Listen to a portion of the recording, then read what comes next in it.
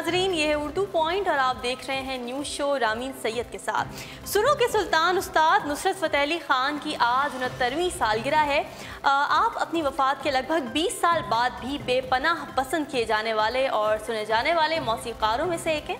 कानों में रस घोलते उनके सुरीले नगमों ने उन्हें आज भी हमारे दरमियान ज़िंदा रखा हुआ है। नाज़रीन, उस्ताद नुसरत फ़तेह अली ख़ान 13 अक्टूबर 1948 को फैसलाबाद में पैदा हुए। आपके वालिद का नाम फ़तेह ख़ान था और वो ख़ुद भी नामवर गुलकार और क़व्वाल थे। नुसरत फ़तेह अली ख़ान बैनुल-अक़वामी सतह पर अपनी सलाहियतों का लोहा मनवा चुके हैं। वो तवील अरसे तक रिवायती क़व्वालों की तरह गाते रहे, मगर उन्होंने अपनी मौसीक़ी और गायकी को नई जहत से आशना किया और पॉप और क्लासिकल मौसीक़ी को यकजान कर दिया। नुसरत फ़तेह अली ख़ान की आलमी शोहरत का आगाज़ 1980 की दहाई के आखिरी हिस्से से हुआ, जब पीटर जिब्रील ने उनसे मार्टिन स्कॉर्सेज़ की हिदायतकारी में बनने वाली film the lost temptation of Christ का साउंड ट्रैक तैयार करने की ख्वाहिश का इजहार किया। ये उनके फ़नी सफ़र का एक नया रुख था। 90 की दहाई में उन्होंने पाकिस्तान और हिंदुस्तान में अपनी मौसीक़ी की धूम मचा दी। उन्हें कई भारतीय फ़िल्मों की मौसीक़ी तरतीब देने और उनमें गायकी का मुज़ाहरा करने की दावत भी दी गई।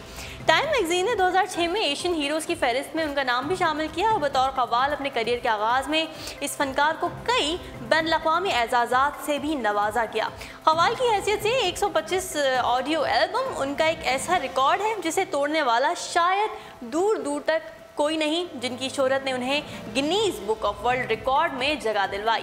द मस्त कलंदर मस्त, अली मौला अली, ये जो हल्का हल्का सुरूर है, मेरा पिया घर आया, अल्लाहू अल्लाहू और किन्ना सोना तैनू रब ने बनाया जैसे एल्बम उनके क्रेडिट पर हैं। उनके नाम के साथ कई यादगार क़व्वालियाँ और गीत भी जुड़े हैं।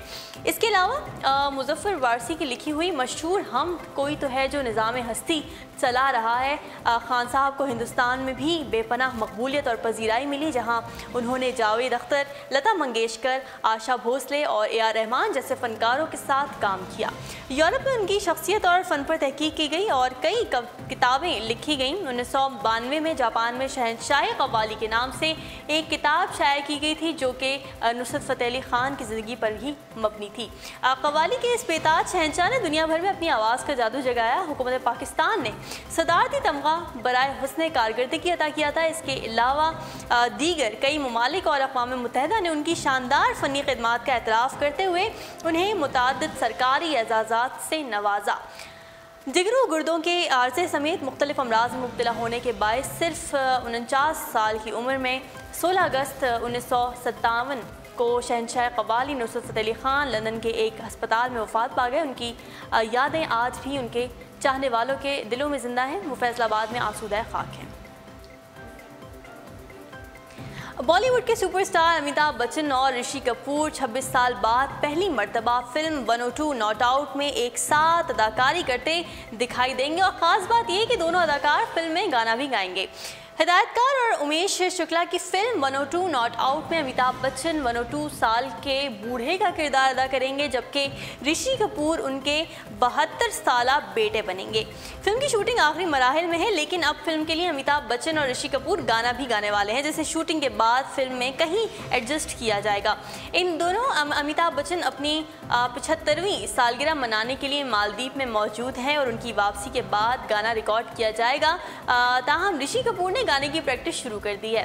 फिल्म 102 नॉट आउट मज़ा से भरपूर फिल्म होगी, जिसमें बाप बेटी कॉमेडी करते दिखाई देंगे, जबकि फिल्म रवां साल ही रिलीज़ किए जाने का इम्कान है, जिसकी शूटिंग तकरीबन मुकम्मल हो चुकी है।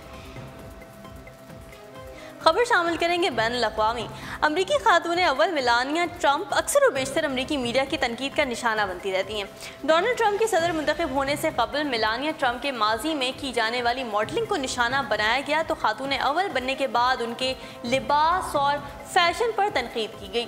ताहम हाल ही में फ्रांस के साबिक़ खातून अव्वल कार्ला ब्रोनी ने मेलानिया ट्रंप को एक हौसला अफजा पैगाम भिजवाया। कार्ला ब्रोनी फ्रांस के साबिक सदर निकोलस सरकोजी की अहलिया हैं। निकोलस के दौरे सदारत के पहले बरस इन दोनों ने शादी नहीं की थी, जिसकी वजह से ये जोड़ा मुसलसल आलमी मीडिया की तनकीद का निशाना बना रहता था। सन 2007 में सदर निकोलस सरकोजी के दौरे भारत के मौके पर भारतीय हुकूमत की जानिब से उन्हें पैगाम भिजवाया गया था कि वो इस मौके पर अपनी गर्लफ्रेंड कार्ला को साथ ना लाएं, क्योंकि भारत जैसे मशरक़ी मुल्क में उनकी गर्लफ्रेंड को खातून अव्वल जैसा सरकारी प्रोटोकॉल नहीं दिया जा सकता, जिसके बाद निकोलस सरकोजी मजबूरन अपनी गर्लफ्रेंड के बगैर भारत के दौरे पर आए। अब बाद सन 2008 में सरकोजी और कार्ला ब्रोनी ने शादी भी कर ली। मेलानिया ट्रंप और कार्ला ब्रोनी में मुश्तरका बात यह है कि दोनों खवातीन मशहूर मॉडल्स रह चुकी हैं, जिसके बाद दोनों खवातीन अव्वल के ओहदों पर भी फाइज हुई।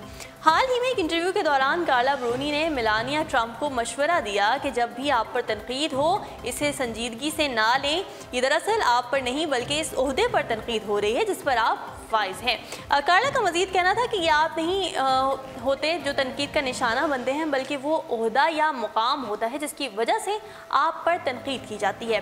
फ्रांस में सदारती महल में गुजारे गए वक्त के बारे में बताते हुए कार्ला ब्रोनी ने कहा कि वो यकीनन एक बेहतरीन तजुर्बा था और वाकई एक एजाज़ था, ताहम मुझे बहुत मोहतात रहना पड़ता था कि मेरी ज़बान से कोई गलत लफ्ज़ ना निकले। और उन्होंने ये भी बताया कि इस अरसे में वो अपने शोहर के हवाले से भी मुख्तलिफ खदशात का शिकार रहती थी कि कहीं उन्हें कत्ल ना कर दिया जाए।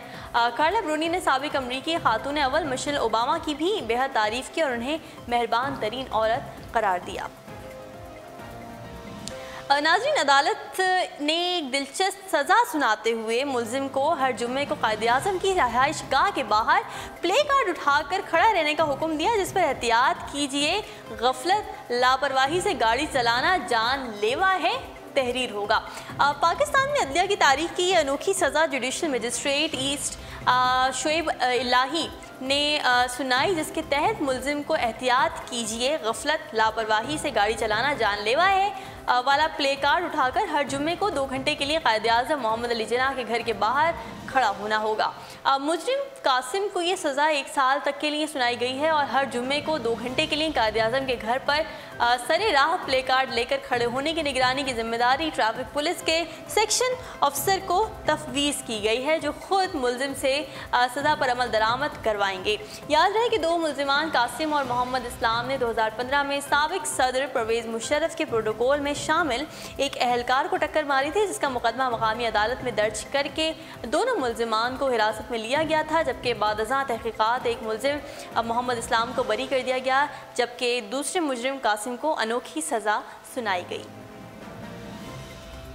जी नाजरीन, बांस से बने गुलदान, बर्तन या फर्नीचर तो आपने देख रखे होंगे, मगर नूरियुकी साइंतो नामी एक जापानी फनकार ऐसे भी हैं जो बांस से ऐसे हशरात बनाते हैं कि देखने वाला दंग रह जाए। साइतो अपनी महारत से हशरात के डिज़ाइन से लेकर एक एक नक्श इंतहाई नफासत से बनाते हैं और देखने वाले को ये गुमान होता है कि ये असली है। उन्होंने इस अनोखे फ़न की सलाहियत से तितली, टिड्डे, मकोड़े और दीगर कीड़े इंतहाई नफासत से तैयार किए, जैसे कि आप अपनी स्क्रीन पर देख भी सकते हैं, जिनकी तस्वीर सोशल मीडिया पर भी खूब वायरल हो रही हैं। बांस से कीड़ों को बनाने के लिए साइतो सबसे पहले इनका डिज़ाइन किसी कागज़ पर बनाते हैं और फिर ख़ास आले के ज़रिए इसे हकीकत का रूप दे देते हैं। ये काम करते हुए ली गई तस्वीर भी साइंतों ने ट्विटर पर शेयर की हैं। उनकी ख़ास बात यह है कि ये बांस से इतने छोटे कीड़े बनाते हैं जिसमें कोई भी नुक्स दिखाई नहीं देता। नूरियों के साइंतों का कहना यह था कि वो पहले कीड़ों की लंबाई और चौड़ाई को बारीक बीनी से नापते हैं और फिर बनावट का मरहला शुरू करते हैं। उर्दू पॉइंट्स अब तक के लिए इतना ही। मज़ीद खबरों और अपडेट्स के लिए आप विजिट करते रहिए हमारी वेबसाइट www.urdupoint.com। फ़िलहाल रामीन सैयद को दीजिए इजाज़त। अल्लाह हाफ़िज़।